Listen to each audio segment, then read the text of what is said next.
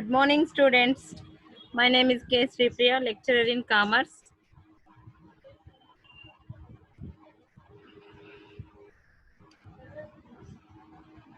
Nehru Memorial Government Degree College, Jogipet, Sangareddy. Our subject is Business Organization and Management. Our today's topic is Principles of Management.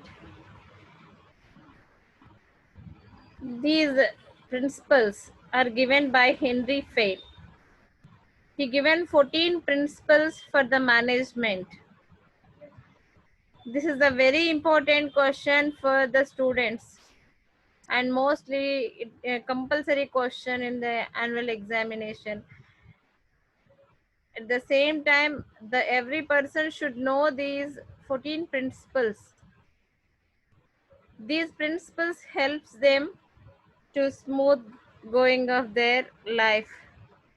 In our daily life also it is these principles are very useful for everyone. So other than commerce students also should know these 14 principles of management, and these principles are universal. Anywhere you can apply these principles. Already we discussed about the management is applicable universally. Okay, so these principles also applicable in anywhere, any place or any time. Okay, what are these principles? We'll discuss now. These 14 principles are given by Henry Fayol. What he given, we'll discuss now.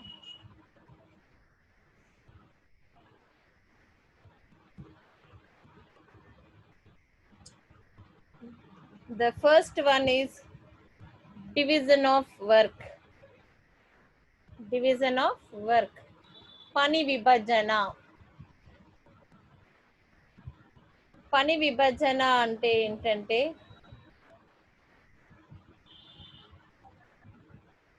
ఒక పనిని అంటే ఒక పని సంస్థలోని పనిని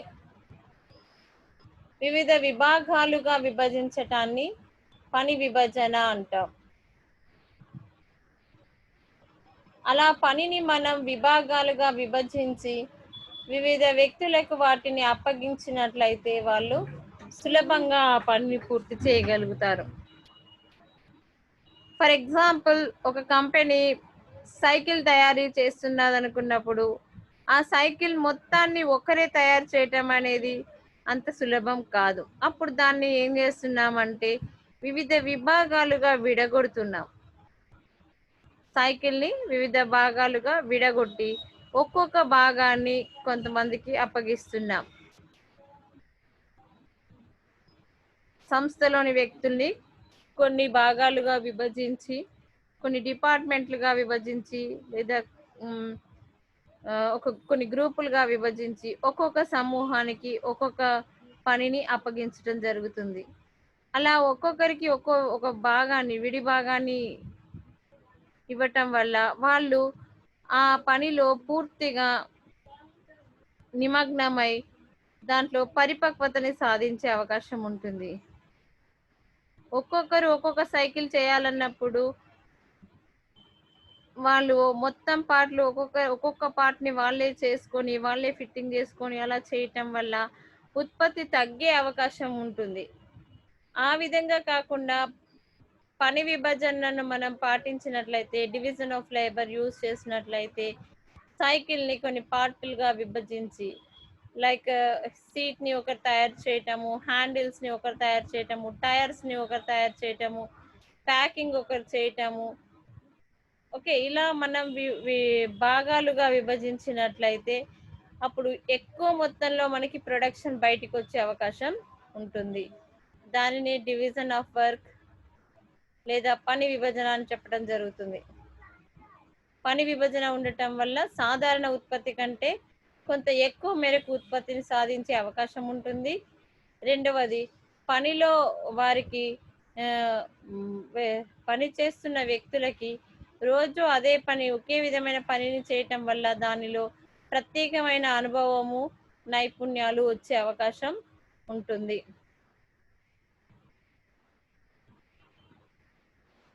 ఇకపోతే రెండవది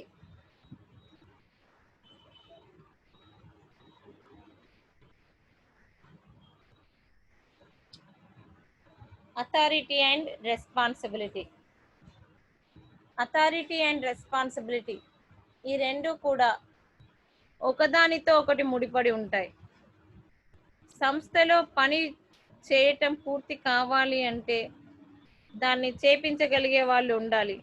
ఆ చేపించగలిగే వ్యక్తికి అథారిటీ ఉండాలి. అథారిటీ ఉంటేనే అతను క్రింది వ్యక్తుల చేత పనిని చేయించగలుగుతాడు. ఆర్డర్స్ చేసే హక్కు అతనికి ఉండాలి. ఉన్నప్పుడు మాత్రమే క్రింది స్థాయి ఉద్యోగులతో పని చేయించే అవకాశం ఉంటుంది. అథారిటీ లేనిదే ఏ పనిని సక్రమంగా చేయలేరు. అందుకనే సంస్థలోని వ్యక్తులకు అంటే నిర్వాహకులకి అథారిటీ అనేది ఉండాలి. అధికారం లేకపోతే వాళ్ళు ఆ పనిని సులభంగా పూర్తి చేయలేరు. ఎప్పుడైతే ఒక వ్యక్తికి అధికారం ఇస్తున్నామో అధికారంతో పాటు ఆటోమేటిక్గా ఆ వ్యక్తికి రెస్పాన్సిబిలిటీ, బాధ్యత కూడా ఇవ్వటం జరుగుతుంది. అధికారాన్ని మనం ఫార్మల్గా ఇస్తాం, కానీ బాధ్యతను అలా ఇవ్వవలసిన అవసరం లేదు. ఎప్పుడైతే ఒక వ్యక్తికి అధికారం వస్తుందో ఆటోమేటిక్గా అతనికి ఆ అధికారాన్ని సద్వినియోగపరచాల్సిన బాధ్యత కూడా, లేదా పనిని పూర్తి చేయాల్సిన బాధ్యత కూడా అతనికి వచ్చేస్తుంది. ఇవి రెండు కూడా ఒకదానిపైన ఒకటి ఆధారపడి ఉంటాయి. ఎక్కడ అధికారం ఉంటుందో అక్కడ ఆటోమేటిక్గా బాధ్యత కూడా ఉంటుంది. ఓకే, అధికారము, బాధ్యత ఒకదానితో ఒకటి ముడిపడి ఉంటాయి. మూడవది డిసిప్లిన్, క్రమశిక్షణ. ఇది మనకు చాలా బాగా తెలుసు. ప్రతి ఒక్కరికి కూడా క్రమశిక్షణ చాలా అవసరం.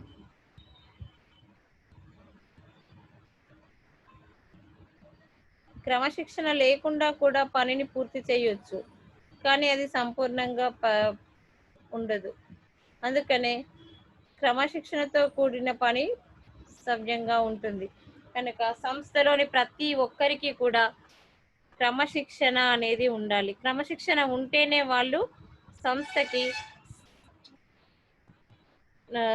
నిర్ణీత సమయాల్లో అంటే కంపెనీ యొక్క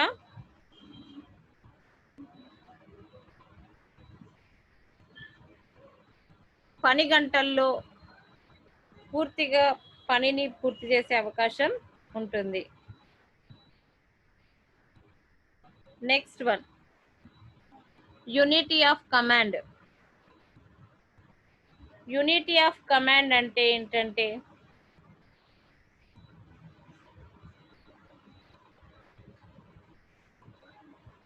ఒక వ్యక్తికి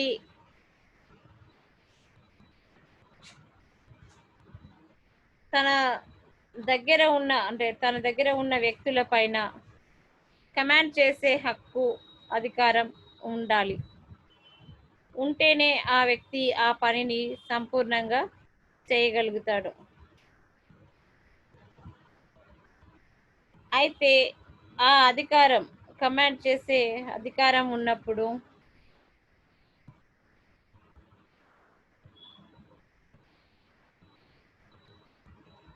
అతను తన పనిని పూర్తిగా చేయటానికి అవకాశం ఉంటుంది. ఇక్కడ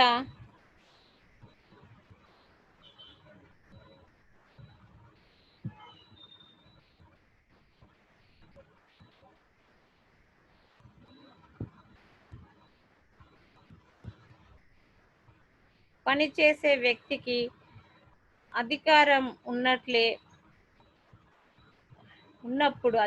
ఉన్నప్పుడు యూనిటీ ఆఫ్ కమాండ్ అనగా ఏంటంటే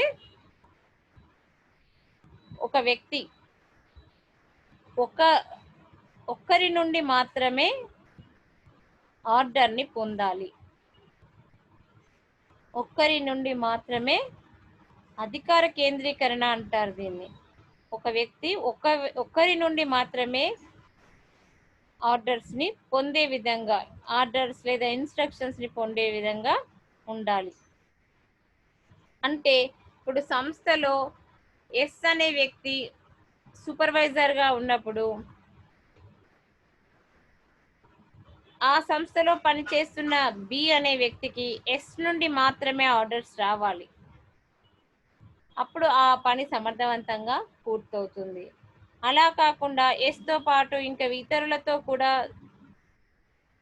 అతనికి ఆదేశాలు వచ్చినట్లయితే అతను ఎవరి ఆదేశాన్ని పూర్తి చేయాలో అర్థం కాక పనిని పరిసమాప్తి చేయకుండా ఉండే అవకాశం ఏర్పడుతుంది. కనుక సంస్థలో పనిచేస్తున్న ప్రతి వ్యక్తికి తనకి ముందున్న అధికారంలో తనకు ముందున్న వ్యక్తి ద్వారా మాత్రమే ఆర్డర్స్ వచ్చేలాగా, ఆదేశాలు వచ్చేలాగా ఉండాలి. దాన్నే మనం యూనిటీ ఆఫ్ కంట్రోల్ అంటున్నాం, యూనిటీ ఆఫ్ కమాండ్ అంటున్నాం. యూనిటీ ఆఫ్ కమాండ్ ఉండటం వల్ల దిగువ స్థాయి వ్యక్తుల్లో కూడా ఎలాంటి కన్ఫ్యూషన్ అనేది, అభద్రతా భావం అనేది ఉండదు. వారికి అప్పగించిన పని వారు సులభంగా పూర్తి చేయగలుగుతారు. ఎవరి నుండి వాళ్ళకి ఆదేశాలు వస్తాయి, ఎవరి ఆదేశాలను పూర్తి చేయాలనేది కూడా వాళ్ళకి ఒక మంచి అవగాహన ఉంటుంది. అలా ఉన్నప్పుడే నిర్వహణ సమర్థవంతంగా పూర్తి చేయగలుగుతుంది. Next one, unity of direction.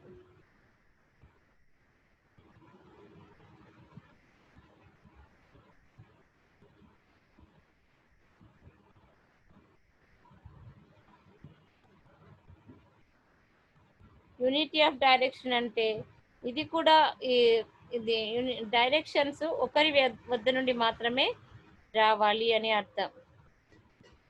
ఏ వ్యక్తి అయితే డైరెక్షన్స్ ఇస్తున్నాడో ఆ వ్యక్తి ఎవరు అనేది పని పూర్తి చేయాల్సిన వ్యక్తికి తెలియాలి. అతని నుండి వచ్చిన ఇన్స్ట్రక్షన్స్ని అతను ఖచ్చితంగా పాటించేలాగా ఉండాలి. గ్రూప్ యాక్టివిటీస్లో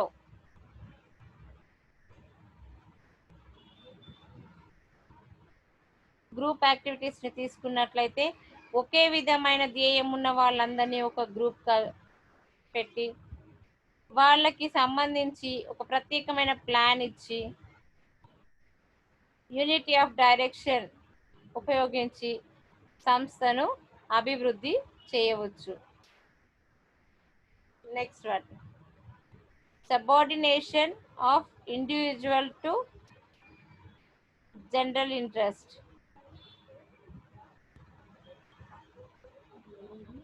ఇక్కడ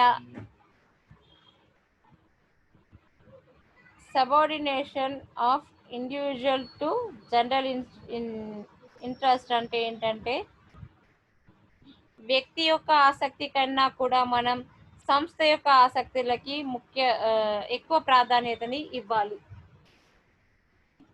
వ్యక్తి ఆసక్తి కన్నా కూడా సంస్థ ఆసక్తికి మనం ఎక్కువ ప్రాధాన్యతని ఇవ్వాలి. ఎందుకు అంటే ఇక్కడ పని చేస్తుంది ఒక సంస్థ కోసం, ఒక సంస్థ బాగుపడడానికి, ఒక సంస్థ ముందుకు వెళ్ళడానికి. కాబట్టి వ్యక్తి ప్రాధాన్యత కన్నా సంస్థ ప్రాధాన్యతకి మనం ఎక్కువ అవకాశాన్ని ఇచ్చినట్లయితే సంస్థ ఎక్కువ ప్రయోజనాన్ని పొందే అవకాశం ఉంటుంది.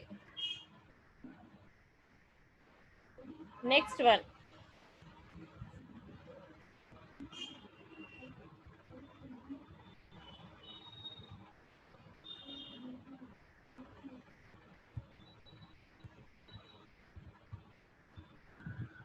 Fair payments. ఇది కూడా చాలా ముఖ్యమైన విషయం. ఎందుకు అంటే ఎవరైనా కూడా సంస్థలో పని చేస్తున్నారు అంటే వాళ్ళు ఫలితాన్ని ఆశించే పని చేస్తారు. ఆ ఫలితాన్ని వాళ్ళకి మనం అందించినట్లయితే వాళ్ళు ఇంకా ఎక్కువ సామర్థ్యంతో మనకు సేవలని అందిస్తారు. సాధారణంగా సంస్థలోని వ్యక్తులు ఆశించే ప్రతిఫలం ఏంటంటే వారి యొక్క పారితోషికం. ఆ పారితోషికాన్ని వాళ్ళ యొక్క అనుభవం, స్తోమత, ఎఫిషియన్సీని బట్టి వాళ్ళకి ఎంత చెల్లించాలో దాని ప్రకారం చెల్లించాలి. అలా మంచి పనికి మంచి పారితోషికం లభించే విధంగా చూడాలి. నెక్స్ట్ వన్,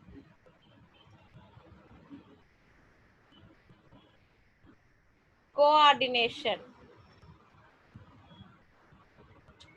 కోఆర్డినేషన్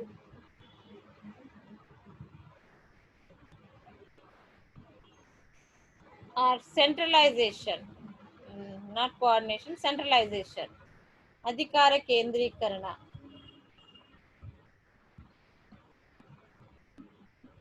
సంస్థలో అధికారం అంతా కూడా ఒకే చోట కేంద్రీకృతమై ఉండాలి.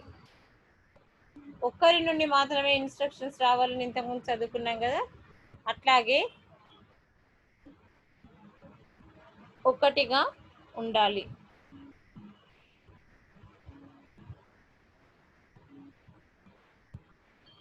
అందుకనే సంస్థ ఒక చోట కేంద్రీకృతమైన అధికారంతో పనిచేయటం జరుగుతుంది. Next one, social scholar chain. Scholar chain అనేది ఏంటంటే, ఫస్ట్ స్కాలర్ చైన్ గురించి చదువుకునే కంటే ముందు ఒక విషయం, స్కాలర్ చైన్ అంటే ఏంటంటే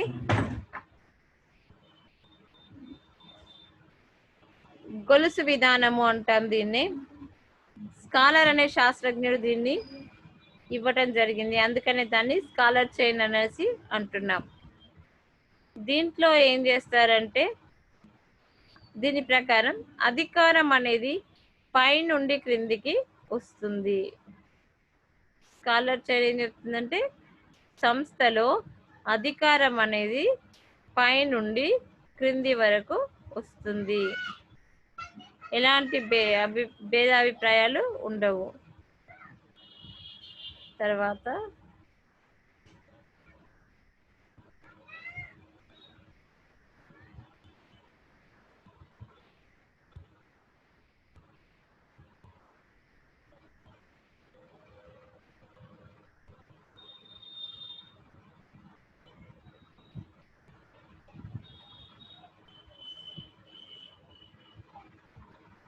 స్కాలర్ చైన్ తర్వాత నెక్స్ట్ మనం చెప్పుకునే ముఖ్యమైన విషయం ఏంటంటే ఆర్డర్. ఈ ఆర్డర్ ఏంటంటే, order refers to the arrangement of things and people in material order. There should be a place for everything and everything should in its space. In social order, there should be the right man in the right place. సరైన వ్యక్తిని సరైన చోట ఏర్పాటు చేయటం.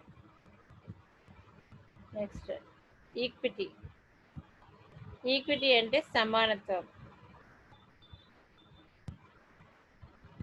సంస్థలో పనిచేసిన వ్యక్తులందరి మధ్య సమానత్వ భావన ఉండాలి.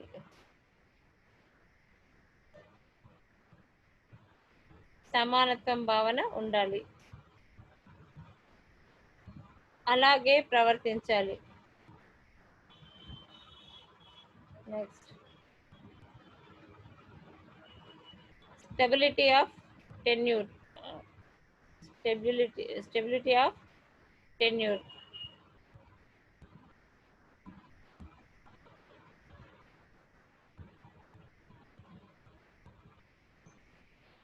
Stability of tenure. Suitability of tenure is reasonable security of jobs. Stability of tenure is essential to get an employee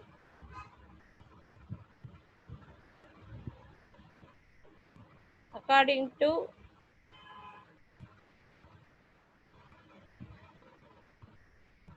new work and succeeding in doing it well. Unnecessary turnover is both cause the effect of bad agreement.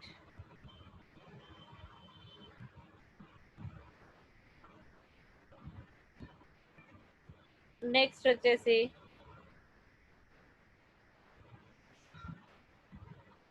Initiative, సృజనాత్మకత. Manager ఎప్పుడు కూడా సృజనాత్మకతని encourage చేసే విధంగా ఉండాలి. వాళ్ళలో ఆసక్తిని, జీల్ని పెంచే విధంగా పనిచేయాలి. Next one spread the corps. ఇదేంటంటే యూనియన్ ఈజ్ స్ట్రెంగ్త్ అని తెలియజేస్తుంది. స్ప్రెడ్ ది కార్ప్ ఏం చెప్తుందంటే యూనియన్ ఈజ్ స్ట్రెంగ్త్, ఐకమత్యమే మహాబలం. సంస్థలోని వ్యక్తులందరూ కూడా ఒక్కటిగా ఉండి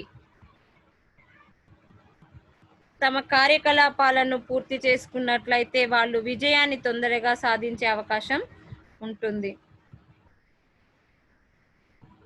వాళ్ళందరూ ఒక్కటిగా పనిచేయటం వల్ల సంస్థలో ఎక్కువ లాభాన్ని పొందే అవకాశం ఉంటుంది.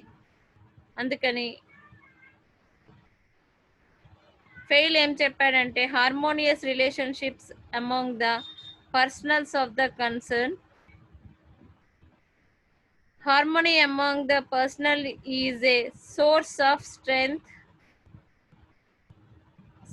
stability, structure, and reputation depended on the harmonious relations subordinating among the personnel. అందుకని ఎప్పుడు కూడా మనము అందరము ఒకటే అనే భావనతో పని చేసుకున్నట్లయితే ఎక్కువ మొత్తంలో మనం వృద్ధిని సాధించే అవకాశం మనకి ఉంటుంది. ఈ 14 ప్రిన్సిపల్స్ చాలా ముఖ్యమైనవిగా తెలియజేస్తున్నాను.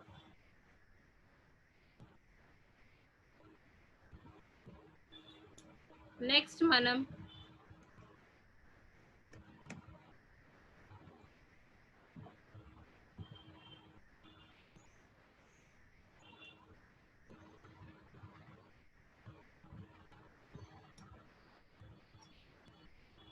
స్కోప్ ఆఫ్ మేనేజ్మెంట్ గురించి చదువుకుందాం. స్కోప్ ఆఫ్ మేనేజ్మెంట్, నిర్వహణ యొక్క పరిధి. నిర్వహణ యొక్క పరిధిని నిర్వచించేటప్పుడు ముందుగా దీంట్లో మనం ఏం తెలుసుకుంటామంటే ఏ అంశాల ద్వారా మనం ఇది నేర్చుకుంటామంటే మొదటిది ఎకనామిక్ రిసోర్సెస్, రెండవది సిస్టమ్ ఆఫ్ అథారిటీస్, మూడవది క్లాస్ ఇన్ సొసైటీ. ఇందులో మొదటిది ఎకనామిక్ రిసోర్సెస్ గురించి చూద్దాం. ఎకనామిక్ రిసోర్సెస్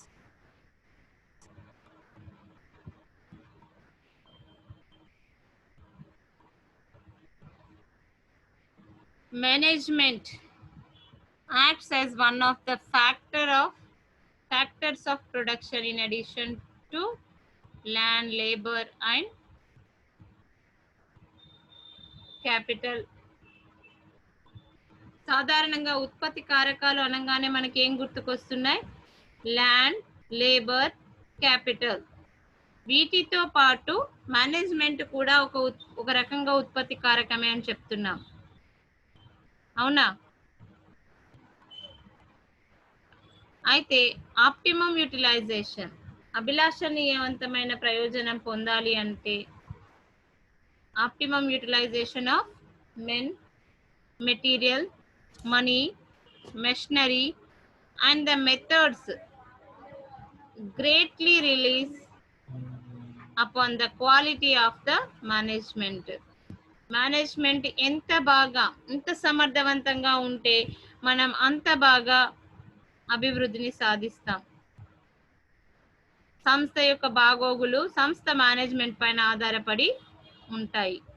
ఎఫెక్టివ్ మేనేజ్మెంట్ ఉన్నట్లయితే ఎక్కువ లాభాల్ని మనం పొందొచ్చు.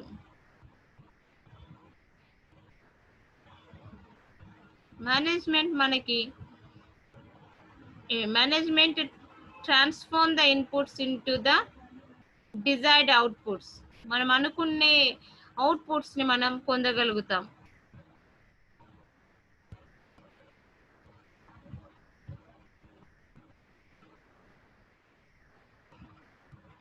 ఎకనామిక్ రిసోర్సెస్ అన్నింటినీ కూడా ఒక చోట చేర్చి వాటిని సమర్థవంతంగా ఉపయోగించడానికి మేనేజ్మెంట్ ఉపయోగపడుతుంది. రెండవది the system of authority. Management functions లో ఇది చాలా ముఖ్యమైనది.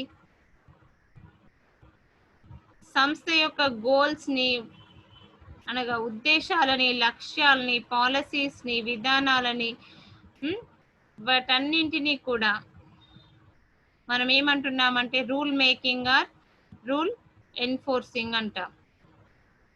Rule making or rule enforcing body అని చెప్పడం జరుగుతుంది. Management is the network of relationships of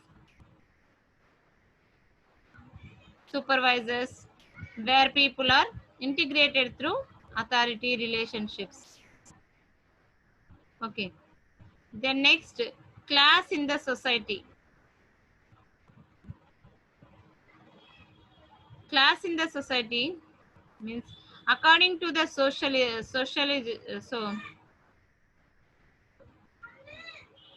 sociologists, management has its own value system and a unique class in the society.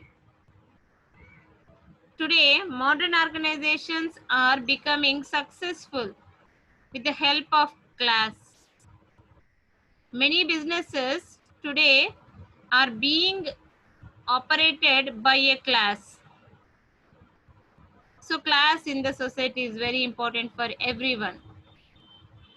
Okay.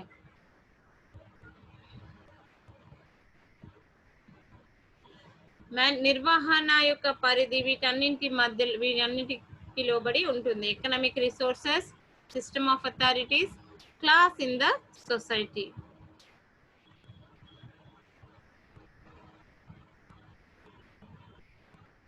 Next we will discuss the managerial skills. Management యొక్క నైపుణ్యాలు. ఏ పనైనా కూడా పూర్తి కావాలి అంటే సరైన నైపుణ్యాలు ఉంటేనే ఆ పని సమర్థవంతంగా పూర్తి అవుతుంది. అవునా? అయితే మేనేజరల్ స్కిల్స్ ఏమున్నాయో చూద్దాం.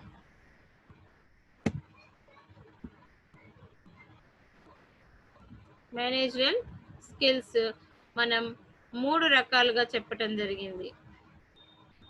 ఏంటవి అంటే technical skills, human skills, conceptual skills. First మనం మేనేజరల్ స్కిల్స్ అంటే ఏంటో చూద్దాం.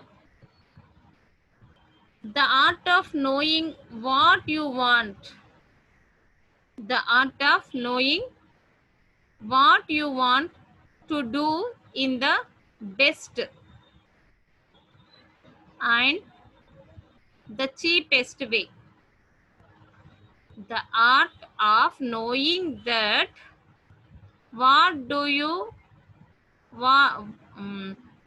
you want to do in the best and the cheapest way అనేది నిర్ణయించుకోవడం. In the present competitive environment, the organization should have managers who not only have technical skills or human skills, conceptual skills and decision making skills. All the skills are very important for the management. Okay. Next, the resources. Kunj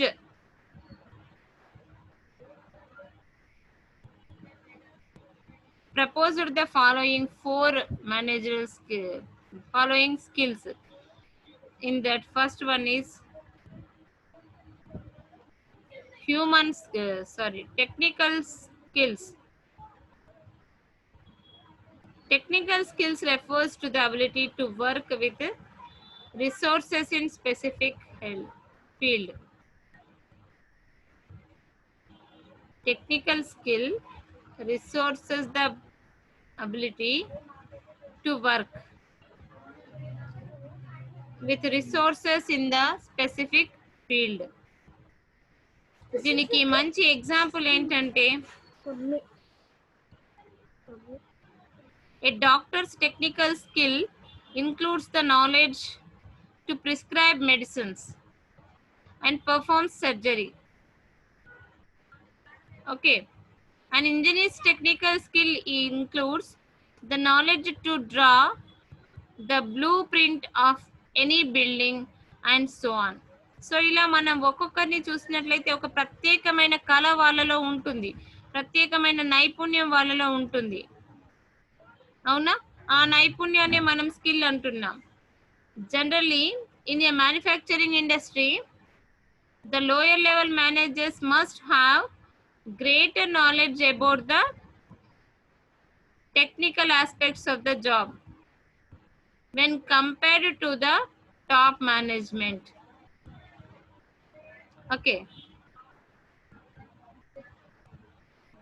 Next, second one, human skills. In the present competitive environment, the organizations possessing good human skills. The human skills refers to the ability to work effectively with a group of people as a part of team and to maintain coordinate working relations with other members of an organization. ఒకరి ద్వారా ఇంకొకరు, ఒకరితో ఒకరు కలిసిమెలిసి పని చేసేలాగా, ఒకరి కోసం ఒకరు ఆలోచించే విధంగా హ్యూమన్ స్కిల్స్ అనేవి డెవలప్ చేసుకోవాలి. అప్పుడే ఒక గ్రూప్ ఆఫ్ పీపుల్ ఒక దగ్గర వర్క్ చేయడానికి అవకాశం ఉంటుంది. ఇక థర్డ్ వచ్చేసి conceptual skills.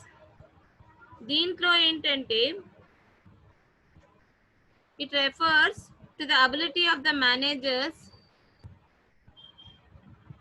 To supervise the organisation. Supervise చేసే ఆర్గనైజ్ స్కిల్ ని డెవలప్ చేస్తుంది. ఒక సంస్థలో ఒక మేనేజర్ సంస్థలోని వ్యక్తులని పర్యవేక్షణ చేసే స్కిల్స్ ని డెవలప్ చేస్తుంది.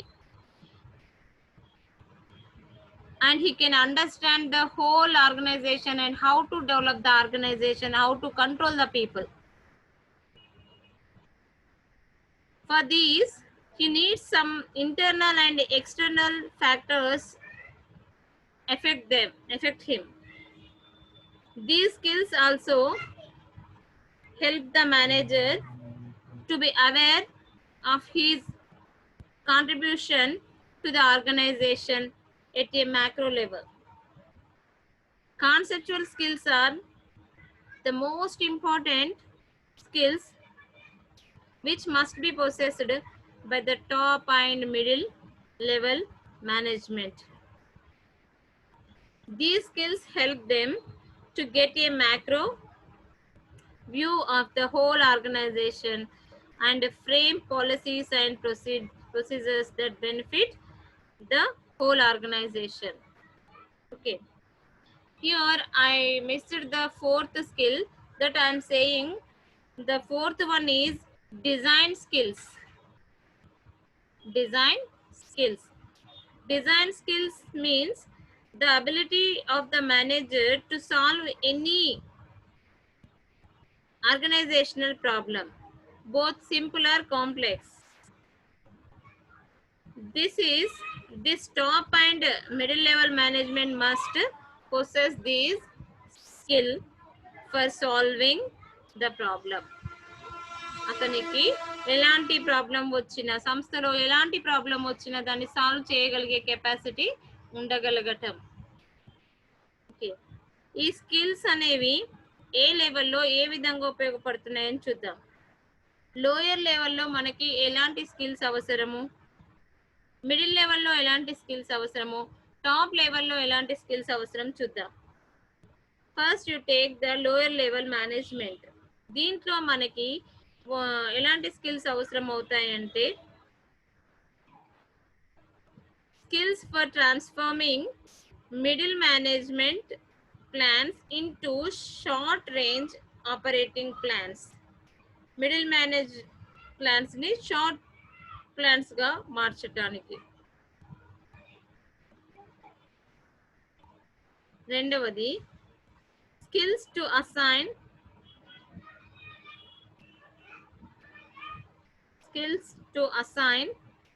task to team members and to evaluate and control the job performance periodically. వ్యక్తులకు లేదా సమూహాలకి లేదా టీంలో ఉన్న వ్యక్తులకి పనిని అప్పగించి ఆ పనిని పర్ఫార్మెన్స్ ఎలా ఉంది అనేది ఒక పీరియాడికల్గా చెక్ చేసుకోవడం. Next one, skills to develop and maintain good human relations with workers తోటి మంచి రిలేషన్ని మెయింటైన్ చేయాల్సిన హ్యూమన్ స్కిల్స్ అవసరం అవుతాయి. సెకండ్, మిడిల్ అంటే ఇక్కడ మనకి టెక్నికల్ ఎక్కువగా అవసరం లేదు, హ్యూమన్ స్కిల్స్, కాన్సెప్చువల్ స్కిల్స్ ఎక్కువగా అవసరం అవుతున్నాయి. సెకండ్ వచ్చేసి మిడిల్ లెవెల్ మేనేజ్మెంట్లో మనం తీసుకున్నట్లయితే ఇక్కడ మనకి ఫస్ట్ ఎక్కువగా ఉపయోగపడుతున్నాయి ఏంటంటే స్కిల్స్ ఆఫ్ ఎక్స్పర్టైజ్, అనుభవంతో కూడిన స్కిల్స్, ఇన్నోవేషన్ అండ్ ట్రాన్స్ఫర్మెన్సీ, ఇన్నోవేటివ్ సృజనాత్మకత మరియు బదిలీకి సంబంధించిన స్కిల్స్ ఎక్కువగా ఉపయోగపడుతున్నాయి. రెండవది skills to coordinate various inputs for producing the desired profit. మనం అనుకున్న లాభాన్ని మనం సాధించడం కోసం వివిధ ఇన్పుట్స్ మధ్యలో కోఆర్డినేషన్ ఏర్పాటు చేసే విధంగా ఉండాలి. అప్పుడే మనం అవుట్పుట్ కరెక్ట్గా వస్తుంది. అవుట్పుట్ ఏంటి? లాభం. Skills to effectively utilise the human and technical skills.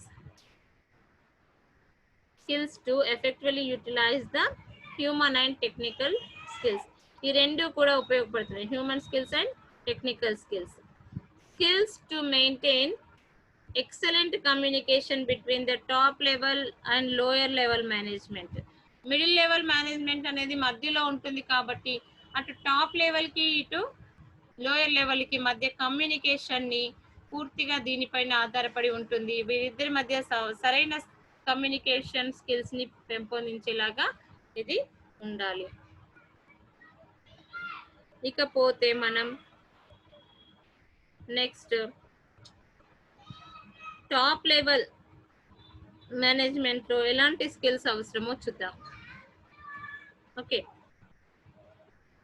Top level మేనేజ్మెంట్లో అవసరమయ్యే స్కిల్స్ని చూసినట్లయితే మనకి first skills to formulate strategic vision.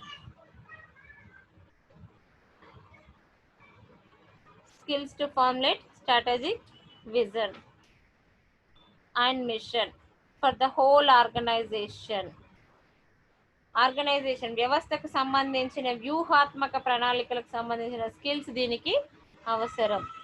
రెండవది skills to act as a strong leader. ఒక సమర్థవంతమైన లీడర్గా ఉండవలసిన స్కిల్స్ అవసరం. Next skills to plan, organize, control, and approve organizations wide policies and procedures. సంస్థలో ప్రణాళికలను అంటే మనం సింపుల్గా చెప్పాలంటే నిర్వహణ విధులను పూర్తి చేయడానికి కావలసిన విధానాలను, పాలసీలను, ప్రొసీజర్స్ని తయారు చేసే స్కిల్స్ ఉండాలి. Next, skills to effectively use the conceptual and decision making skills. దీంట్లో మనకి conceptual and decision making skills కూడా అవసరం. ఆల్రెడీ మనం చాలాసార్లు చెప్పుకున్నాం, sound decisions give more profits. అవునా? సరైన సమయంలో సరైన నిర్ణయాన్ని తీసుకోగలగాలి, దాన్ని సంపూర్ణంగా పూర్తి చేయగలగాలి. ఓకే, అప్పుడే సంస్థ అభిలాషణీయమైన సంస్థగా మారుతుంది. అర్థమైందా? నెక్స్ట్, ఇక్కడే మనం ఇంకొక విషయాన్ని కూడా చూసుకుందాం. ఏంటంటే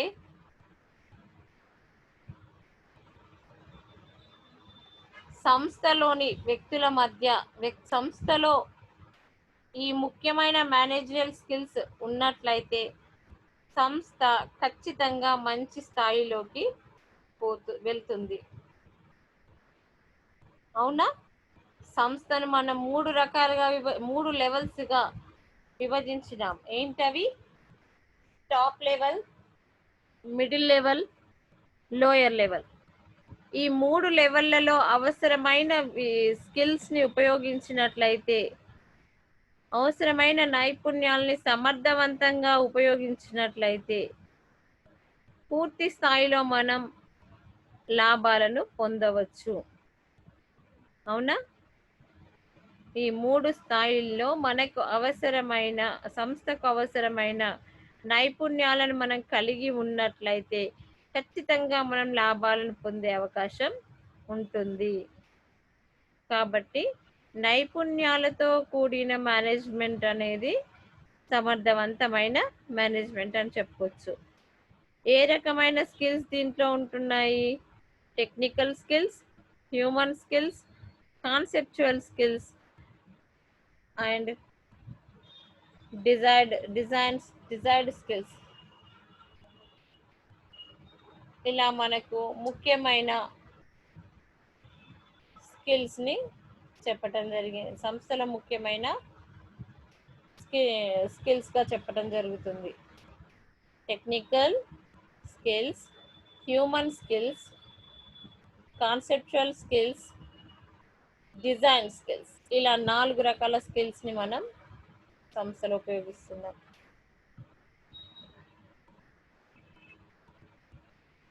హెన్రీ ఫెయిల్ చెప్పినట్లుగా 14 సూత్రాలను సమర్థవంతంగా ఉపయోగిస్తూ సంస్థలోని వ్యక్తుల్లో సామర్థ్యతను పెంచుకొని వాళ్ళలోని సమర్థతను గుర్తించగలిగేలాగా, వాళ్ళలో ఉన్న నైపుణ్యాలను బయటికి తీసేలాగా మనం సంస్థ యొక్క స్ట్రక్చర్ని, వ్యవస్థ యొక్క స్ట్రక్చర్ని ఏర్పాటు చేసుకున్నట్లయితే సంస్థలో ఖచ్చితంగా లాభాలను మనం పొందొచ్చు. కాబట్టి management is the very key role or important role in the organisation. అవునా? సో మేనేజర్ ఎప్పుడు సమర్థవంతంగా ఉంటుందో అప్పుడు సంస్థలో అధిక లాభాలు వచ్చే అవకాశం ఉంటుంది, మరియు సంస్థ అభిలాషణీయమైన సంస్థగా మారే అవకాశం కూడా ఉంటుంది. కనుక ఎప్పుడు కూడా సంస్థ లేదా వ్యవస్థ లేదా కంపెనీ పూర్తి తరహాలో హెన్రీ ఫెయిల్ చెప్పినట్టు 14 సూత్రాలను పాటిస్తూ ఇప్పటిదాకా మనం డిస్కస్ చేసిన 4 నైపుణ్యాలను ఉపయోగించినట్లయితే, సమర్థవంతంగా ఉపయోగించినట్లయితే ఖచ్చితంగా సంస్థ అభిలాషణీయ సంస్థగా ఎదుగుతుంది. సంస్థలో పనిచేస్తున్న వ్యక్తులకు పూర్తి స్థాయిలో న్యాయం జరిగే విధంగా, లాభాలు ఆర్జించే విధంగా ఉంటుంది. ఓకే. సో ఈ టాపిక్తో మనం ఈరోజు క్లాస్ని క్లోజ్ చేసుకుందాం. నెక్స్ట్ క్లాస్లో మళ్ళీ కలుసుకుందాం. Thank you for watching this.